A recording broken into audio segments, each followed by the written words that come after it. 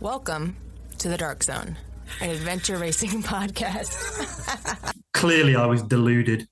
So no, I can't say no. I love this stuff, and I kind of, I figure that I've got to keep doing these things while I can. That sounds a bit defeatist. That's not what I mean. It's like I've got the fitness and I've got the ability. Therefore, I have no excuses. Get on and do it. Well, for me, the action is the juice. I'm in. Say the word, Chef.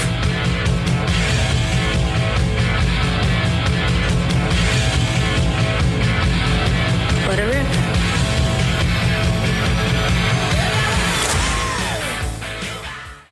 All right, folks, episode 114 of the Dark Zone, an adventure racing podcast.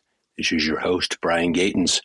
Today we are joined by Paul McGreal. Paul's an adventure racer, a race director.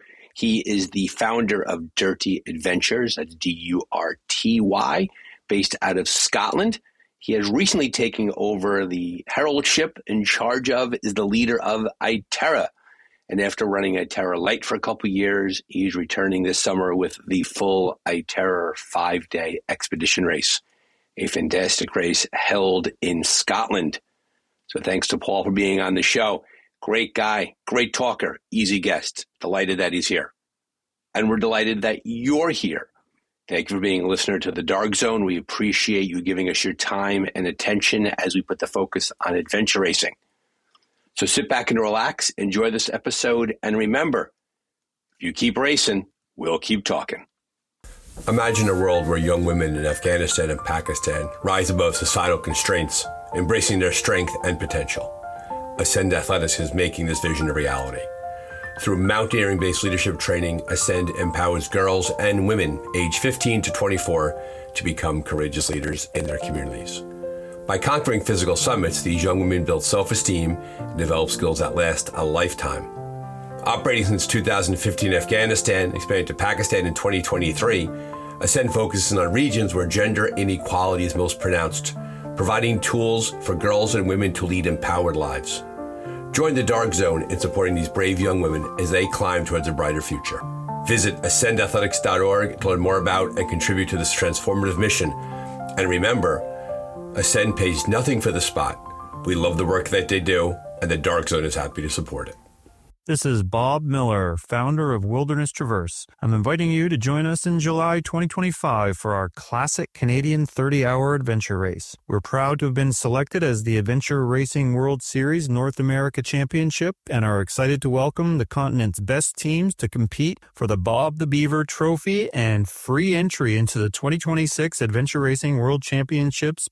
Just 4 hours north of Toronto, Sudbury offers an epic wilderness experience with forests, rugged trails, and abundant lakes. With the World Champs this September in British Columbia, this is the year to race in Canada. And here's a great bonus for our U.S. neighbors. With the strength of the U.S. dollar, it's great value for an incredible experience. Visit wildernesstraverse.com to register. You know, it's funny, folks. You do some recordings and I get connected with people and I have to research them and find out about them. And it feels like work when I talk to them. And there are some guests where it doesn't feel like work because I've seen him in action. I've raced his races. I've been on the course with him.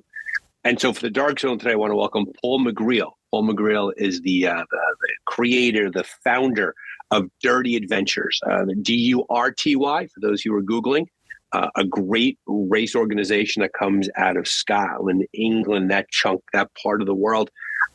Paul has taken over the ITERA 5-day adventure race from James Thurlow, who did it for years through his outfit, and Paul's done ITERA Light. And this summer of 2025, they're rolling out the ITERA. They're bringing back the whole Megillah, the full thing. Paul's always a great guest to have on the show. Delightful to have him on. Paul, welcome back to the Dark Zone. Great to see you. So ITERA this summer. Tell me about it. How's it going so far? How you been? I'm good. It's great to see you, Brian. It's good to be here. I'm going to really enjoy this. I think this feels like a chat. As you say, this kind of feels like more of a chat between friends, actually. You know, we're just catching up, aren't we? So, yeah, it's coming together nicely this year. It will be we're basing it, clearly I'm not going to be giving secrets away here. You know that. Right. But we're based in the Cairngorm Mountains in the Highlands of Scotland. And we have just this most incredible location. both in terms of kind of event HQ. It's a kind of an outdoor education center. It's usually used for kind of respite for kids with special needs, give them experiences of the outdoors. And it's this really cool kind of residential and activity center in a clearing in the forest. And there's nobody else there. It's going to be just us. It's going to be great. And it's surrounded by forests and mountains. We can go in any direction.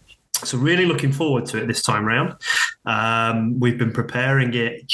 Probably been on this one in terms of discussions for a year or so already. So we're well stuck in now. The course, we know what it is. You'd hope we'd know what it is by now, so we know what it is. So Tom Gibbs, I think you'll have come across Tom Gibbs, ex-world champion. Yes, and Tom, when I did my first ITERA back in 2019, Tom was the course director for that one. Correct. He was a race designer, sorry. He was the course designer for that one. Yeah, that's right. Yeah, so he's back in that role again this time round. And Tom just knows stuff, He knows the country. Like, he's got this encyclopedic knowledge of Scotland, despite the fact that he doesn't live here. He lives kind of, 300 miles south from here.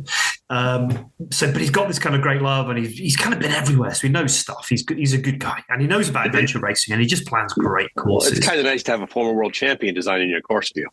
Yeah, and he just kind of knows what he's doing. I mean, he's just such a switched-on navigator. He'll hate me saying all this, Nate, because he loves it. He'll hate me saying all this, but he's such a switched-on navigator that he kind of understands what navigators like. And so, all that stuff about route choice and the finicky stuff, but also the big picture stuff. Do we do that or do we do that? Tom's going to be throwing all that stuff into the mix. So what we've come up with together is, I think, a really cool, exciting course. I'm looking forward to it. I'm genuinely excited about this one. It's got a huge amount of variety. People are going to be in places that they really wouldn't expect to be in.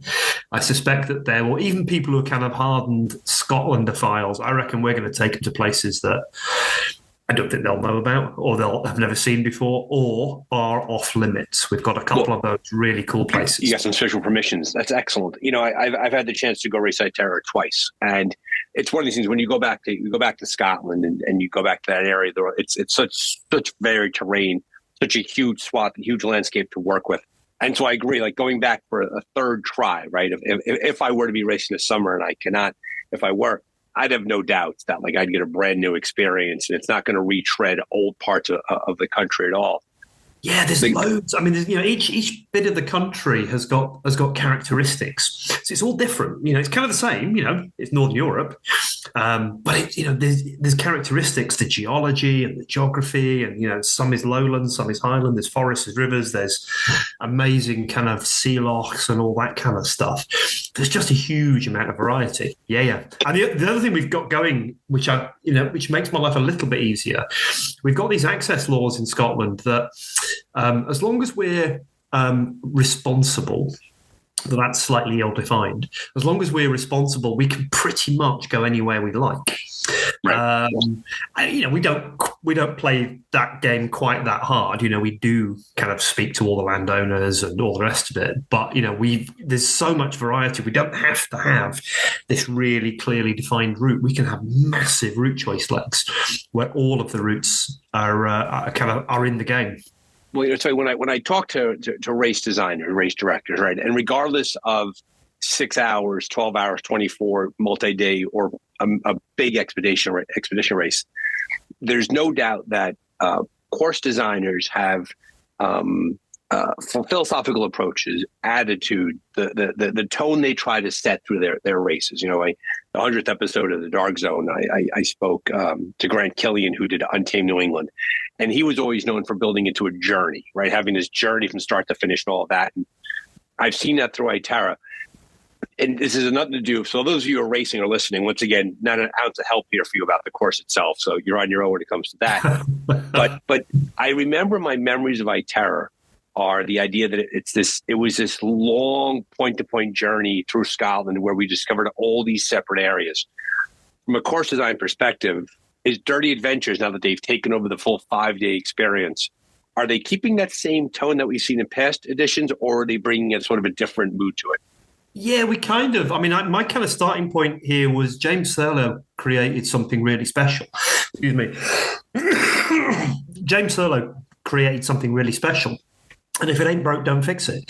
That journey and the way those stages will break down on the kind of stages we will do, that's going to be quite familiar. Yeah, maybe we're starting at the same place as the finish, maybe we're not, but there will be a journey.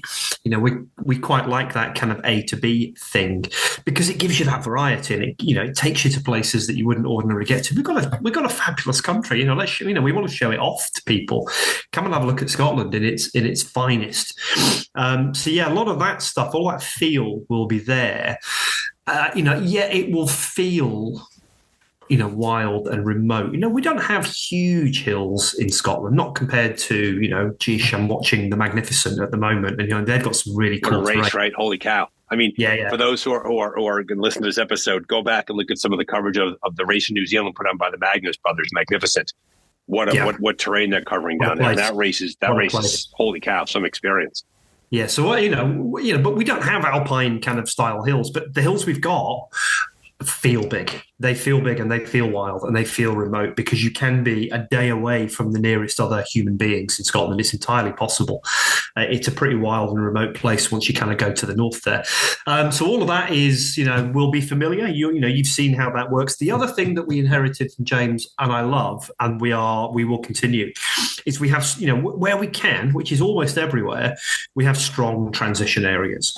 We kind of get proper buildings with decent facilities. And the reason for that really is we want people to finish this race. So we kind of figure that if we give people a little bit of an opportunity to restock and to sort themselves out, and this particularly applies to kind of, newbies. Daunting enough as it is, let alone, having to kind of transition in a ditch at the side of the road. That's fine. Nothing wrong with that. I like all that kind of stuff myself, but we specifically have these strong transition areas. That's really it's to give people a helping hand. We want people to finish. And it's the same. I mean, Scotland is still Scotland, right? I mean, weather comes in, it gets cold, it gets wet. And so what you're saying is that from a logistical perspective, you make it a point that when a team gets into a TA, that it won't be under a tent by the side of the road. For the most part, proper building, proper. I mean, I remember in 2019, I think it was a fish factory that we took over a fish factory at one point, which was fine. That was the worst one, right? That was the worst one. We survived, but a lot of community houses, a lot of towns get behind you. You work really closely with the local, all those community groups that you pass through. They make it a point to give you a community house. They give you a meeting area, things like that. Yeah, correct. And that, we spend a lot of time and effort and actually, frankly, money on that kind of stuff as well. But we think it's really important. And it's a characteristic of the race. And yet we think it helps people finish, and that's what we're all about here. And it's the same kind of, the other kind of weird characteristic of ITERA that I don't think anybody else does in quite the same way is this long course, short course thing that we have. So most of the checkpoints are optional. There'll be there's a handful of mandatory ones, the transition areas, and then a handful of others. Most checkpoints are optional and carry a time penalty. So it means that you get kind of the teams that are kind of, want to complete the entire thing. We call them the long course teams. So they're off doing their stuff and they're trying to kind of visit everything, and their objective is clear. And those are usually the top 10 positions, something like that. Everybody else is doing a variation of the course, quite often their own variation of the course. Teams can play to their own strengths. Well, we'll do that one and that one, but we'll not do that one and that one. And so, again, that kind of, helps keep teams competitive. It helps keep people kind of moving, and it helps get, as many finishers as we can. And I recall when I did the race with my mates in Wales in 2014, I think it was. So we'd kind of looked at the map. We were a biking team, we were a stronger biking team. And so we looked at the maps and went, look at all of these optional checkpoints on the trek stages early in the course. Forget it. We're going to kind of straight line this. And we're going to hoover up all of those kind of, the optional ones further down the line on the bike sections. And we did really well because we played it a little bit strategically. So that is happening again. Well, I think that's a good point that you make, is that when you're a 5-day race it's a big ambitious goal, right? To all that time we're looking at there. And we'll talk about ITERA Light in a second, which is a great bridge activity that you put together there. But there's no doubt in the experiences that I've seen, and I saw it in ITERA, and I saw it when I had a chance. Faro, not so much. Faro was a big, audacious race, and you and I were there together. But it's clearly built in that there's route choices that newer teams can make strategically, where they're able to cut out portions of the course that will just beat them to hell, but they can get themselves ahead of the course where they can recharge, they can refresh, and they can stay on the course as long as they can. They're not trapped into a certain, I always like the idea of the tail of the race, right? The tail gets longer as the race goes on. And the gap between the front team and the back team gets wider, wider, and wider. Because of the way that the courses are designed, they come back together. Yeah, exactly that. So, I mean, those top 10 teams, on the long course, fill your boots. You will have a pretty stiff challenge. Off you go. Have a lovely time. We'll see you in 5 days' time. Right. Those short course teams, there's those options because we're not into beating those teams up. And it's a conversation that Tom and I have quite frequently is, this will beat people up. Let's not do that. Or let's offer an alternative here. We generally start the course planning with the short course. We do that first. That's really important to us that the people on the short courses have a really cool experience. And it's not just you're not good enough, go down the road. We try not to do that. We start with giving them a decent course and then build the long course. Build around that, right. But there is but you can be careful though for the teams out there that consider that, because I know there was a team in the last ITERA that they wanted to finish. And so they cut huge spots of the course early, and they were like 10 hours ahead of the race leader, because the rule is, right, you have to, if you're at a TA, the race leader has to go out in front of you. Yeah. And so you could almost be too conservative, find yourself back in a transition area, and next thing you know, like you're hanging out for a long time. What we're aiming at and what we advise people in the briefing and stuff is, bite off slightly more than you can chew. Everybody should always, in life, as a rule for life, bite off slightly more than you can chew. But if that's the experience you want, and you want to kind of direct it, the shortest possible route between TA and TA, crack on. As long as you have a good time, that's fine by me. Right. Yeah. Right. Fine by me. You're choosing your race, right? And the goal is to do as much of the race as you want. But to your point, and I think that race directors share this, is that if someone's going to go through the time and the effort and take off the time from work, and they're going to spend the money and they're going to go to a foreign country, they should eat as much of that course as they possibly can. So don't play it too safe, but be careful about how hard you go at it. For sure. And we will kind of, having said that, lots of the CPs are optional with the time penalties. We'll quite often put big time penalties on some CPs. So they kind of, yes, they're optional, but you don't want to miss this. And those are usually really interesting, cool places. It's kind of like one of those, look, we've seen something really amazing of it. Come and have a look at this. And that's usually what's going on with those high. So we are trying to guide people into that, into having an adventure. Yeah. I do remember you took us through the famous Harry Potter bridge in Scotland that time. It was tricky though, because the bridge wasn't the checkpoint, but the statue south of it was, and it was north of it was focused on the bridge. Exactly, and it was beautiful to find that. So I know that in the transition from James Thurlow's leadership of the race to yours, you decided to run ITERA Light. What was that race, and how is that impacting the full ITERA this year? So the kind of the background, the story there is so that ITERA, the big ITERA that you did out of Oban, the one where you started on Iona, that incredible beach with the paddle. What a paddle! I mean, the race starts and we paddle up Iona, open ocean, dolphins, whales. Yeah. Going through the castle, going through the island. What an amazing way to start a race. If that's not the most amazing paddle stage there's ever been in an adventure race, I'd love to see what is. And that the pods of dolphins that were escorting us in, and then the minke whales were all over us. That was the start of the race.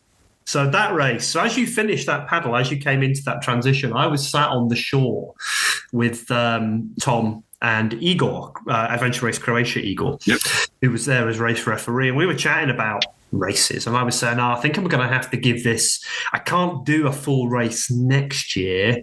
I can't do one the year after because of other commitments. I was involved in organising the World Orienteering Championships in 24. And so I can't do that in 24. So the next full ITERA is going to be 25, and that feels like a really long way away, you know. And I'm not comfortable with that. And Igor said, "Well, why don't you do a shorter race then? Do it next year." I was like, right.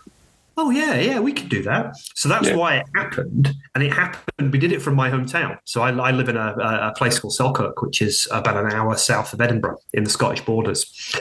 And we've got the southern uplands there. We've got rivers and forests and hills and stuff. It's just really nice. It's a beautiful place. Well, you have to keep the race in the collective consciousness of the community, right? Because if the race doesn't run for a couple of years, the world kind of moves on. So you have to kind of keep it out in people's heads. And ITERA is a very popular race. You don't want it to fade away because that does happen to some races. Yeah, and that was my fear that, you know, leaving this for 3 years was too much, and it would, you know, we'd lose the momentum that James had built. So we popped up that 2-day race, and it was, if I'm honest, it was mainly as a convenience to me, you know. Sometimes you get those lucky accidents. It was like, okay, right, I've only got 6 months to put this together. It can only be 2 days long because that's all we can cope with, and it's going to have to be from my hometown because I can recce essentially. We can design this race from an armchair because we know all the trails and stuff. So that was kind of what happened. And people turned up in good numbers. And then they turned up again when we did a 2-day race in North Wales last year. We got really good numbers last year. You had American teams fly over for it. We had several American teams. Yeah, and that speaks to the race because that's a really far distance to fly for a relatively short time period. That says something. Yeah, so there were a couple, 2 or 3 American teams in there. There was a Canadian team.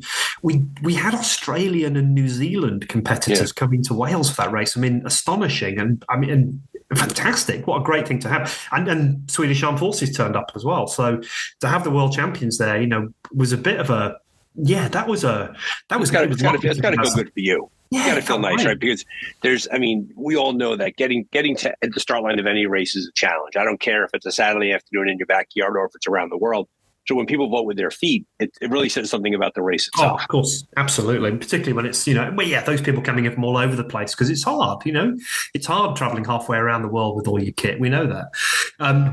So we did 2 of those 2-day races. And what became obvious to me was that wasn't just a convenient stopgap measure to get us to the next 5-day race. It was a thing in itself. And 2-day racing works really well for lots of people. It's a lovely, in itself, it's a great objective. It's a nice format, that kind of length. But it also, it was a stepping stone. So in the UK, we have a reasonably active AR scene. We've got a bunch of kind of shorter races, mainly run by Joe Selby at Questars and Maria at Bern, and there's a few others kicking around as well. Good races. Those races are very well thought of. Those are solid races. They're cool races. And there's a bunch of those happen over the year. But they're kind of in that 5-hour bracket. And then you've got, ITERA at 5 days. And, and I kind of realized, how do you make that journey? How do you make that step? How do you go from 5 hours to 5 days? And stuff in that kind of 24, 48 hours bracket felt useful as a development tool as well. So that's kind of so when we first started doing these 2-day races, my thinking was, okay, so we'll alternate. We'll do a big one, a little one, big one, little one, big one, little one. Swapping years. But I kind of realised that development tool was quite important. So in terms of the scene in the UK, I think it's quite important. If we're going to build the numbers that will go and do expedition races, we need all of these points in the chain. So that's why we decided to run the 2 together this year. I got advice from lots of people. They all said, don't do it. But I'm stubborn and cocky, and so I decided we were going to do it. Don't tell me no. Yeah, I know what I'm doing. I don't know what I'm doing. None of us know what we're doing. We're all winging it. But I thought that development thing was really important, and therefore I kind of wanted that continuity. So we've got the 5-day and we've got the 2-day. And so what are you doing? Are you starting together and finishing halfway through, or are you starting halfway through and finishing together?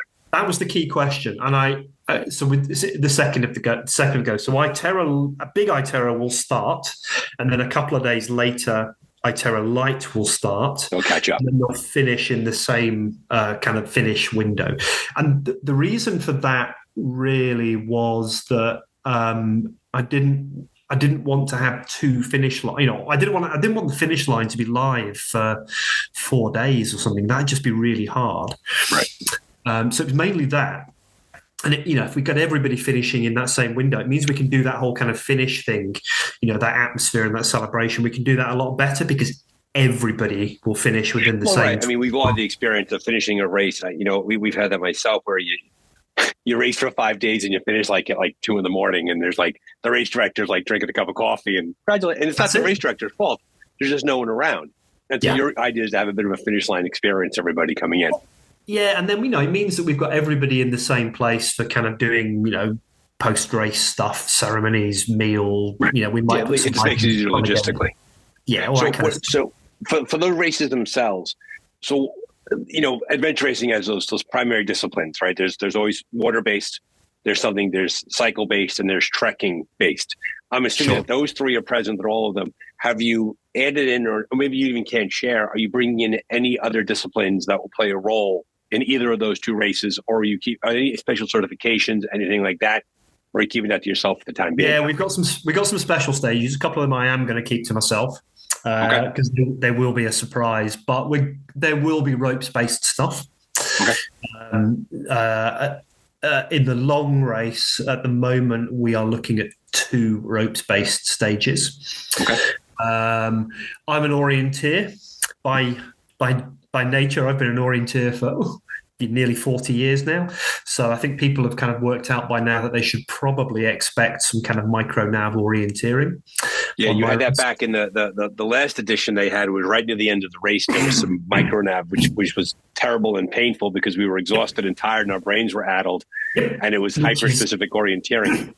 But we did talk the restaurant into opening. So while our mates were out doing the orienteering, we got to go into the restaurant and have pizza. So that was a good thing. But so no doubt in my mind that there's going to be ropes and orienteering built into the race. Yeah, so well done on getting the restaurant. That's adventure racing strategy right there.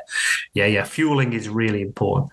We've gone to restaurants in the middle of. Actually, I seem to remember you and I bumping into each other at a burger restaurant in the Faroe Islands in the middle of that race. Yes.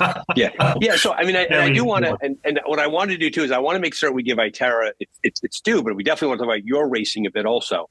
When it comes to ITERA and it comes to getting ready, how are you concerned at all about running the 2 races concurrently that they could possibly cannibalize each other? That teams will skip one of the 2 races to race the other one, and all of a sudden you have to double your racers. Is that a concern of yours? Yeah, I mean, there were 2 major concerns when I was debating should we do it, and if we do it, kind of how, and what's the format? And that was the big one. How many adventure racers are there, and are we going to cannibalize the market? I think, if I'm honest, seeing the entries we have a good level of entries. We have a lot of international entries, which is cool. We have a lot of UK entries. We're okay. We're not brilliant, but we're okay. And I think, so to some degree, I think if I'm being honest, there has been a cannibalization. But I think my take on that is that was probably a price worth paying in order to kind of achieve this development objective of having both the 5-day and the 2-day race in the UK. Well, you make a decision, right? You'd much rather get, if you run one race, you're going to fill one race up completely. If you run 2 races, you're acknowledging the fact that it's worth your while to get more racers on the course, realizing that both of those races, it's still early. It's only January and the race is in August, but you're making a strategic decision for the size of the field because you want to expose the course. Yeah, I mean, we're sitting right now at about, we're doing all, it's all right. We've got about 20 quads and we've got about 20 or 25 pairs in ITERA Light. I think that's pretty good. Yeah. In Europe this year, and I think that some races are kind of struggling a little bit. So I think I'm pretty happy with that. Clearly, I would like there to be more. There are some logistical limits, and there's only so many boats that we can use, so many kayaks we can use in the UK. So there is a hard and fast limit, and we hopefully will close in on that in the next month or so. But yeah, I did worry about that. The other kind of thing I worried about, and this is the life of the race director. This is the stuff that nobody else thinks about. Well, actually, that's not true. One other person thinks about this. You may have come across the incredible Chris Gaisley, Big Chris, who looks after the logistics at ITERA. He's astonishing. I don't know He's how amazing. He's great. Astonishing. You know, we do not lose or have late delivery of bags. It doesn't happen. No. Nope. Because Chris doesn't believe in that. Yes. No, that is not going to happen under his watch. I guarantee it. Yeah, exactly. And by the way, just for the record, I'm a little terrified of him, which isn't a bad thing, but he gets all of his stuff done. He's in charge. Everybody is terrified of Big Chris. Everybody is terrified. I'm terrified of Big Chris. But I chatted through this plan with him, and the other concern I had, and this is the really boring stuff, so the nuts and bolts behind the scenes that nobody thinks about, is that by doing it the way we're doing it with these 2 starts and 1 finish, is that we're increasing the load on our volunteers during the rather than decreasing it. And that was my other concern. Right. So we're going to try and kind of backload in terms of crew coming on stream as well. Gotcha. You're going to reset yourself halfway through, because the 5 days is rough. For one volunteer to go 5 straight days is hard to begin with. But once you add another race on top of it, it gets even more challenging, because you've doubled up people, capacity, boats, movement, logistics, and all those crazy things that happen during a race. Yeah, so we're planning to approach that with effectively having 2 race management teams, so one for each race. And clearly there'll be a lot of crossover. A lot of the logistics will be the same. The 2 courses are not identical either, which is making life even better for us. Well, that's really good though, because then that's a good point. When the race begins and you reveal the course for the big ITERA, it's not like the ITERA light folks can say, "Oh well, this is our race," because they'll see the outline of the course. But you probably have nobody said we have some to challenges, right? Like, how are you going to reveal the course? Yeah, well, nobody says we have to. You know, this is one of the beauties of adventure racing, is everyone's different. No one said that we have to reveal the whole of the course before the race. Yeah, I think, I love the sport. My admiration of it, and the race directors and the volunteers is, I've been kicking around the sport for over a decade, and I'm still fascinated by it. And there's so many ways to skin the cat, right? Ways to do it. There's schematics, there's course outlines, I always like the idea there should be a race director out there that when you get to a TA, they just hand you the next set of maps. And you also find out the discipline. Like, oh, glad you're here. Oh, by the way, you're going to keep trekking. Oh, no, you're getting on a boat. Oh, no, you're getting on a bike. And you don't know what's coming next. There's an amazing kind of under-the-radar mates race in the UK called Man of Porridge. Oh, I've just let the cat out of the bag. It exists. And it's kind of like the antidote to adventure racing. And it kind of works. And it's in some, you never really know what you're going to get. But in a couple of them, that's exactly how it's been. You'll navigate to the end of the map to a checkpoint, and there is the race director, and you get another map and another map. At no point. And you don't know when it's over. It's over when it's over. Don't know where the finish is. Exactly. Don't know what's coming next. Don't know how long we're going to be out for. Don't know where the finish is. All we know is the finish is not here. And that's brilliant. I love all that. The idea of there being, like, I always imagine like this, an underground race in which, say, five teams, each team is in charge of one section. So when you get to a TA, you become the race director for that one section. The other 4 teams race. When you get to the next TA, you go back into being a racer, and another team is the race director. Oh, wow. And you just keep rotating around. I mean, but my point is, there's a million ways to sort of to adjust the race, right? And your challenge is that running the ITERA light, and you don't have to put the route out. You don't have to put the whole thing out there. You have a little bit of a complex logistical challenge in terms of how you're going to do all of that, because you don't want to give competitive advantage away to the other team. Yeah. Yeah, so no, we Tom and I talk about all that kind of stuff. So we have some plans. There might be a few more secrets this time around than there would normally be. For that, partially because it's fun, partially because of that reason. Well, it's fun too. I mean, at the end of the day, there's nobody involved in adventure racing in a big way that is doing it because they're getting private jets to their villa in Nice, right? They're doing it because it's fun and they enjoy it, and they have to keep that sense of that. You mentioned before that there are some races that are struggling a bit this year, and there's a lot of theories behind that. The theory I subscribe to is that it's very, very hard to expect people to come back to a big race year after year after year, where races need to take breaks. And ITERA is kind of just coming off a bit of a break, right? To transition from James over to you. You ran the ITERA lights. 2025 is a big ITERA year. Have you made a decision about 26, 27, or are you going to sort of get a sense of the dynamics? And I ask that question because if someone chooses not to race in 25, do they know how long they'll have to race to get back into an ITERA? Yeah, ITERA has historically, and this was a James Thurlow thing, has historically been every 2 years, and we're going to carry on that pattern. So the 4 or 5 day race will happen next in 2027. Got it. Okay. So yeah, if you don't do it this year, that's your opportunity gone for another 2 years. Right. I've started to scope what that might look like and where that might be. So we've started to kind of pull some ideas together for 27. Right. Because you're not just Scotland, right? No. They've been held in Ireland, they've been held in Wales, right? Correct. You have that whole area at your disposal. Yeah, we're not a huge country, which is one of the reasons I think James went for every 2 years, because I think if we did it every year, I think two things would happen. We'd use up all the terrain, whereas in over 2 years, that's not the case, or certainly not as quickly. I've still got 4 or 5 race venues in my head. So I think there's another 10 years of ITERA to come, at least, I think. Maybe not from me. At some point, I'll have to stop doing this craziness. And also, there is a UK adventure racing scene. It's reasonably strong, but there are still only so many there's only so many in that community. And you're right, racing every year, your domestic race at least, is hard, because most teams, might race once a year, something like that. Most teams, I would imagine. It also too is if you like to race a big race, and if you use the race as a destination, whether it be Africa, whether it be South America, whether it be Worlds, whatever it might be, to expect a team to go back to the same general location every single year, just a lot of a team, because people want to see other parts of the world. Yeah, not happening. Absolutely, because adventure races, by definition, are adventurous, and we're most of us certainly kind of frankly, I hope you don't mind me saying this, at our end of the field, we're tourists. We're there for the experience. We're there to see something new. I don't want to go back to the same place again.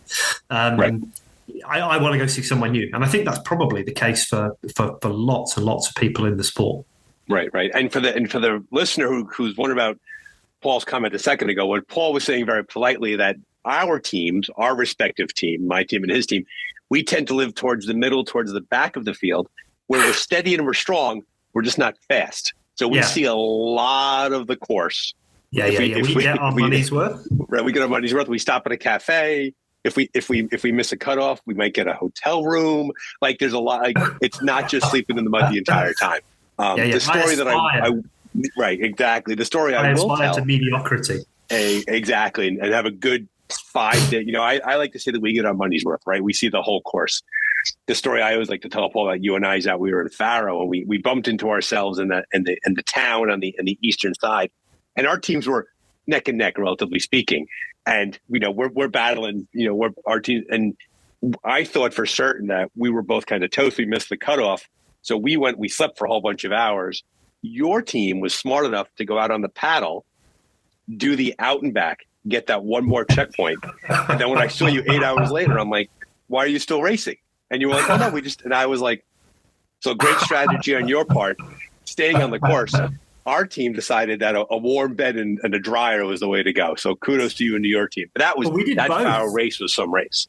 We managed to get an Airbnb. Mickey, one of the organizers, kind of sorted us out, because they'd said that in the briefing that this option will exist.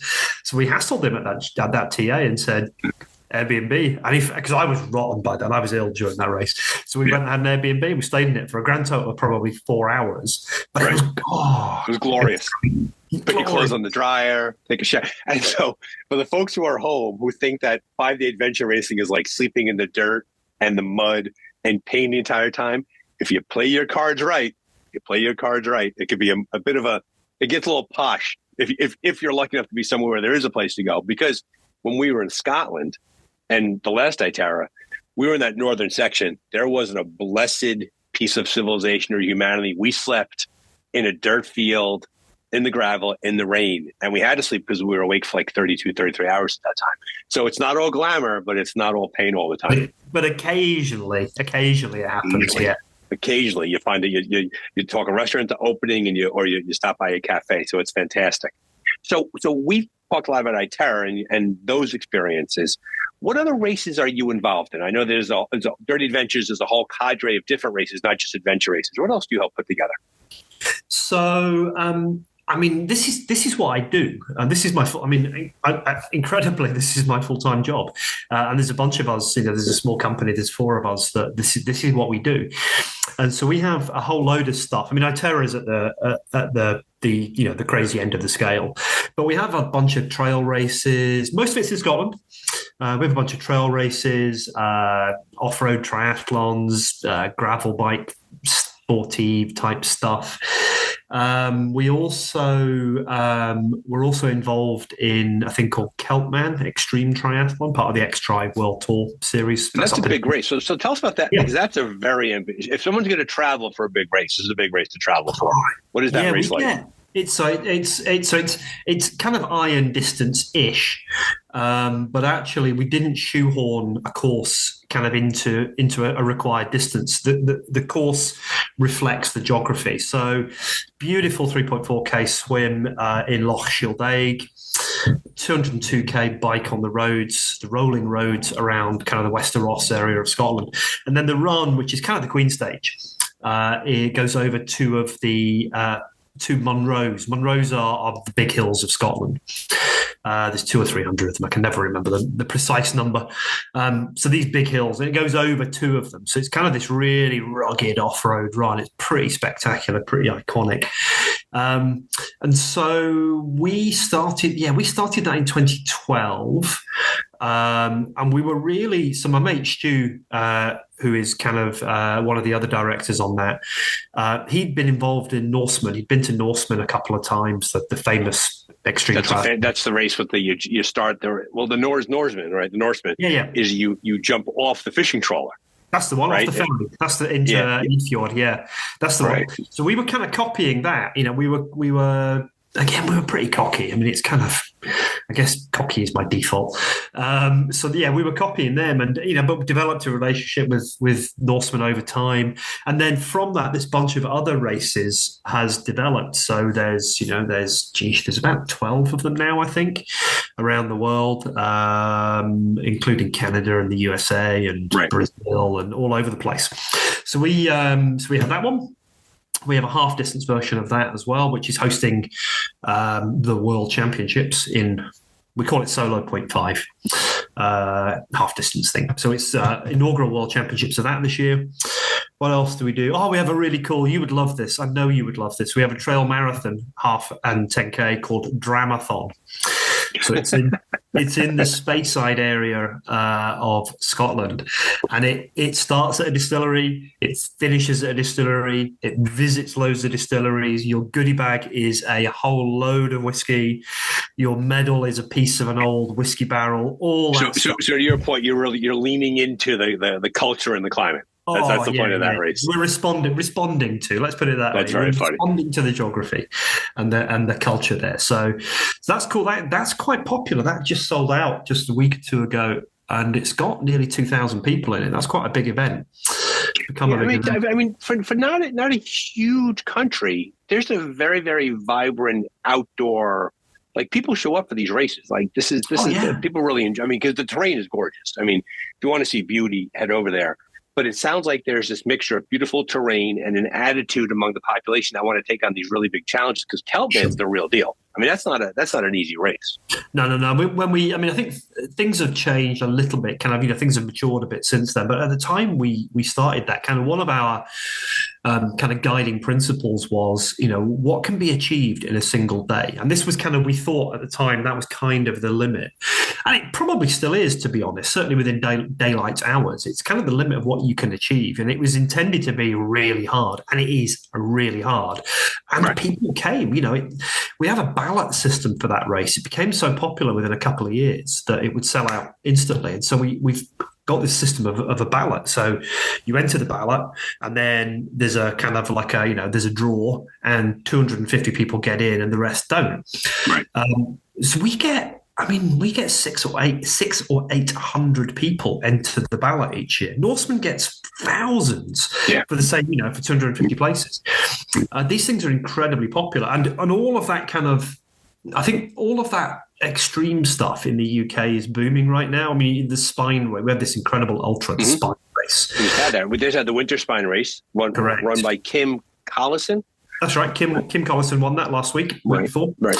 And there's Dragon's Back, which is similar kind of style, and Cape Wrath Ultras. There's a whole bunch of these kind of quite extreme races.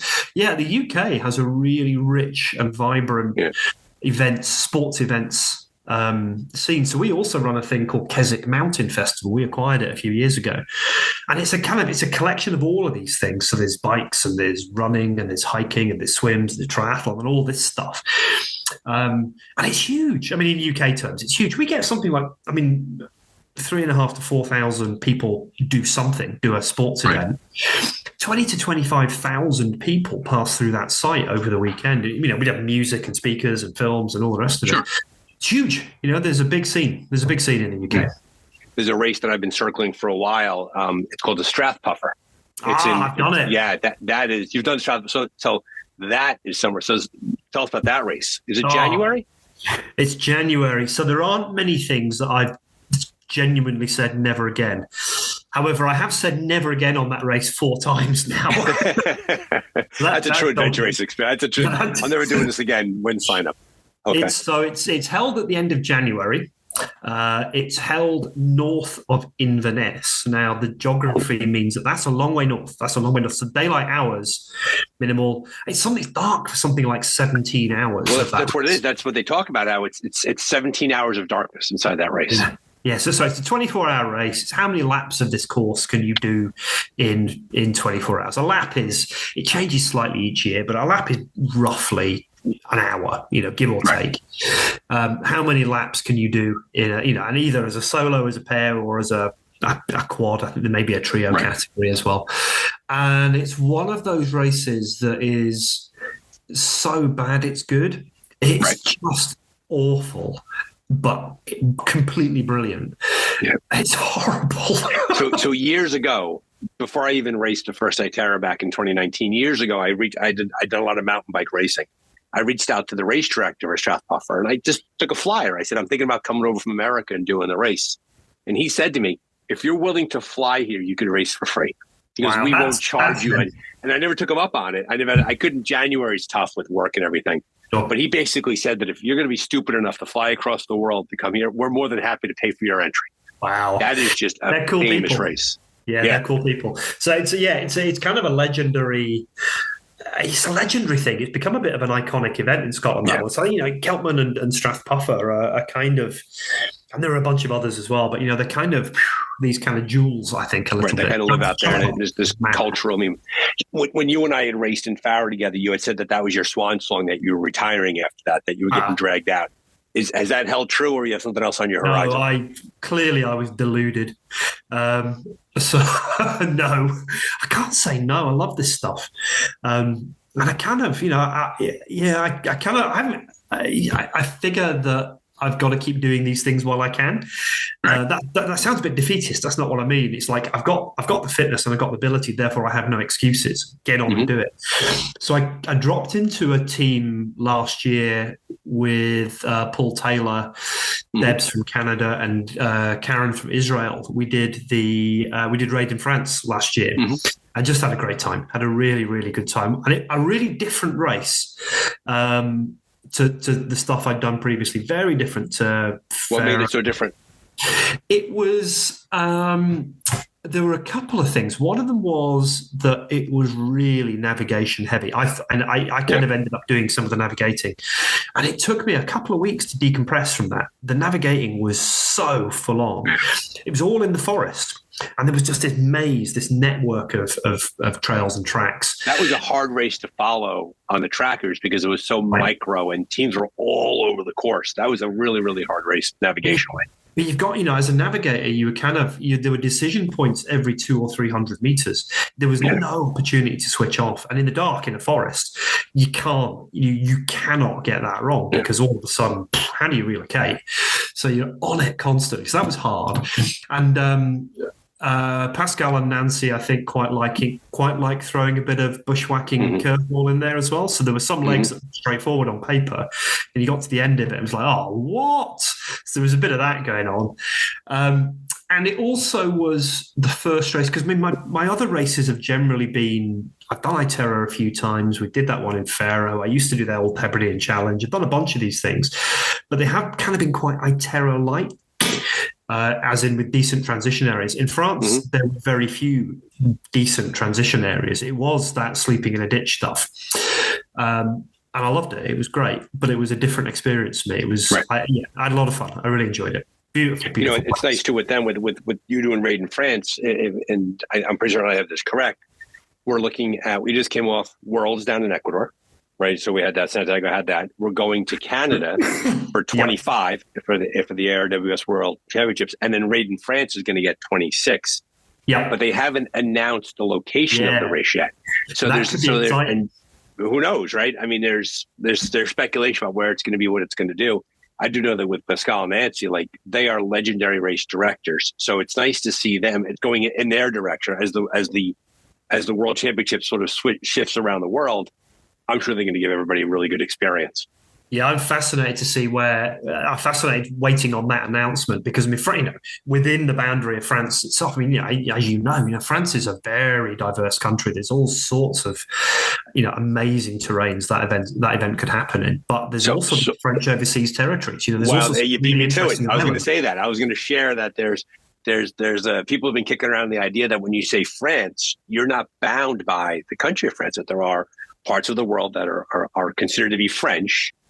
Right, those outlying territories, and as a result, you could find yourself there, right? And so, I think it'll be very interesting to see how that unfolds and how that goes forward. So it's a great thing. It's so good. So just kind of ITERA is actually we kind of, I think, uniquely, because we're racing in August, and then the World's in Canada. I think is October.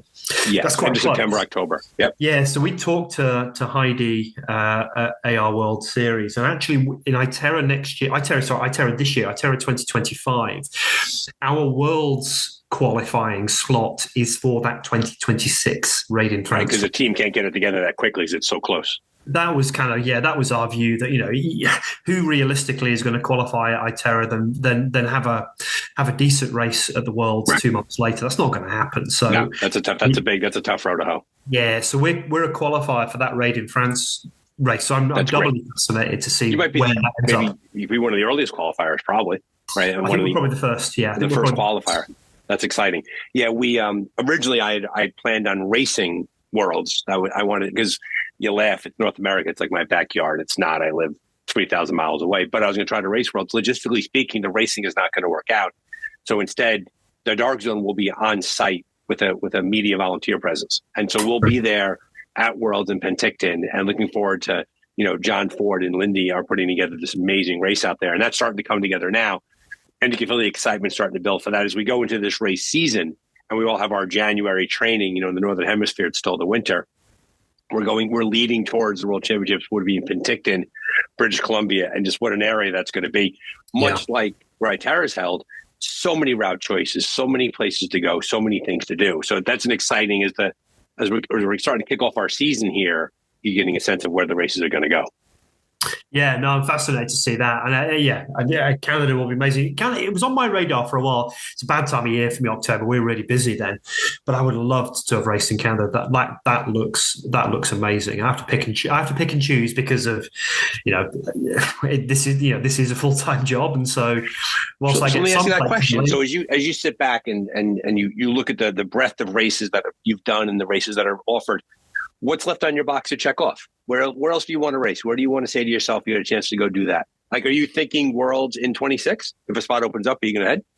I don't know. I don't know that I really think in that way. I just kind of respond to an opportunity when it comes up and go, oh, that looks good. Oh, that looks good. I've never done anything, I've never had anything like a career, anything that you would define as a career. I've always just kind of, the answer is yes. What was the question? So I don't know that I've quite done that in the thought process, but if cool stuff came up. Well, I always say, if you say to an adventure racer, do you want to, before you see what the two is, they're saying yes to it. Yes. Yeah. The answer is yes. What was the question?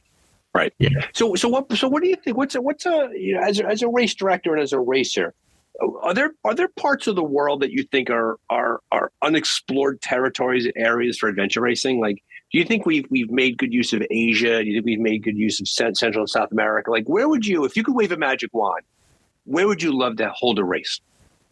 I've got an answer to that question. You'll be glad to know, because otherwise this would be a pretty embarrassing section of the podcast. So I would just cut it out, so don't worry. A mate of mine approached me a year or two ago. There'd been some kind of discussion or some kind of contact with an organization in Oman. And I went and bought some maps and books and kind of started to have a quick look at, could we do something in Oman? And wow, what a place. That would be incredible. All of that part of the world. I mean, I kind of, I have in my head, entirely incorrectly, the kind of the Emirate kind of that region is kind of featureless desert. Oh no, it's not. No. There's loads of interesting stuff in there. So some, those kind of places, I think there are a bunch of those that are, I think, relatively unexplored. There's some of that yet to come. There's a couple of others that would be incredible. And I have a feeling that Staffan from Nordic Isles is on the case with either Iceland and or Greenland. Yes. That would be astonishing. Yeah. That would be. I think that was like sort of the conversation was Faroe and then getting to Iceland. And then, it's amazing to me that Iceland has yet to host a 5-day adventure race. That is just becoming an adventure capital of the world. And I'm sure logistically it's very challenging. There's only a window you can do it on. But I agree with you. I think that the NIAR chunk of the world, I think, is a legit area to have that. I've made the point to Staffan in the aftermath of Faroe Islands, the Hebridean Islands off the west coast of Scotland. There used to be this incredible race called the Hebridean Challenge there. I did it. I was lucky enough to do it, I think, 3 or 4 times. But that, are they Nordic? Well, they were settled by the Vikings, and therefore I think we can make that case. You make the argument. So, I've made that point to Staffan, and maybe we should work together on something in the Hebrides. So watch this space. That's great. So many great places to go. And I want to let you go. We're up against our time here. I do want to point out for the listeners, folks that are on board here, there is no greater way to learn about this sport, no greater way to get involved than to be a volunteer. And if I'm correct, there are people that come over just to volunteer. Sure. They so enjoy, and I argue as someone who's both raced a bigger race and volunteered for a bigger race, and actually Stefan Muller actually said that when we talked about Worlds when we were held in Africa, he says that they should do a documentary about the behind the scenes. That the racers are great, don't get me wrong, but the logistics. Tell us about your volunteer corps, the folks that come over and the folks that help carry ITERA. What are they like? What an amazing bunch of people! So. There are a number of kind of usual suspects who incredibly come along year in, year out. And, a lot of those we inherited from the James Thurlow kind of open adventure team as well. And it was a point of worry to me when I took the event on as whether I was credible enough for those, whether I kind of would pass muster with those people, that they would feel that they could or would and wanted to come along. Thankfully, they did, because the knowledge they have is unsurpassed. They know that race better than me. They know that race better than anybody. So it's people like, Jim Rounsley. Jim Rounsley, is legendary. He's something else. Yeah, there's any number of them, so I'm not going to get involved in listing because clearly I'll forget somebody. No, we'll just say Jim's name and that's it. Otherwise, we're going to offend somebody. Exactly. So, but then there's a whole bunch of other folks who come along as well, and it's that their enthusiasm and their dedication and their generosity is breathtaking, because it's not like turning up to your local 10K and standing on a corner for an hour. It's not like that. The way these races have to operate is everyone. There's a requirement to be autonomous. I need people who know who know about mountains and who know about adventure racing and know about logistics and can make the right decision. Because I'm not going to be there. 9 times out of 10, I'm not going to be there. Tom's not going to be there.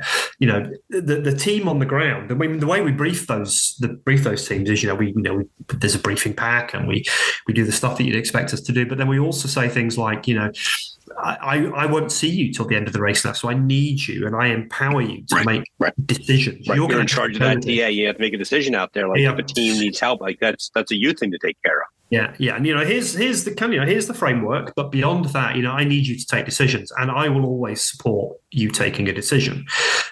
Taking a decision that isn't perfect is definitely better than taking no decision at all. So they are astonishing. I get it. I've volunteered at races, even at this kind of level before, and it is incredibly rewarding. And there's a real shared experience, I think, in adventure racing, because it is so hard for everybody, both sides of the barrier tape. It's so hard for everybody. There is this shared experience, and we're all part of the same team. We've all done the same stuff. We've all seen the same things, and everyone celebrates, the same achievements at the end of the race. So don't get me wrong. It's extremely rewarding to be a volunteer on these races. I know it is, but it's hard work, and those people are amazing. And it's clearly it's a cliche, but we can't do this stuff unless folks come and help. The costs of adventure racing are already ridiculously high. Can you imagine if we had to pay staff? There wouldn't be any adventure racing. It just wouldn't happen. And you wouldn't get that knowledge and that passion and that enthusiasm. These are people that quite often are, current racers, or they are ex-racers who want to contribute, or they're people that are fascinated by the sport. Or they're people, and I think you touched on this a second ago, they're people that are kind of AR curious. And this is a really good way of dipping your toe in the water and understanding what is required and what it's all about. So, yeah, great people. All right, folks, another episode of The Dark Zone. Thanks for being here. Thanks to Paul. Great guy to race with, great guy to know. Be sure to check out his events. I will put a link into the show notes. You can check out Durty Adventures and ITERA and all the great stuff they put on over there in Scotland. Once again, folks, we appreciate you being here. We hope that you could head over to your platform of choice and like and click or subscribe. That helps us with the algorithm. And remember, if you keep racing, we'll keep talking.